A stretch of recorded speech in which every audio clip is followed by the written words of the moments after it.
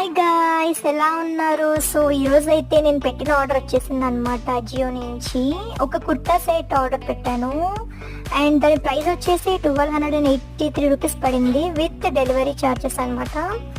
So నాకు ఈ rosemary colour అంటే చాలా ఇష్టం అనమాట. సో అందుకే నేను ఈ కలర్ సెలెక్ట్ చేసుకున్నాను.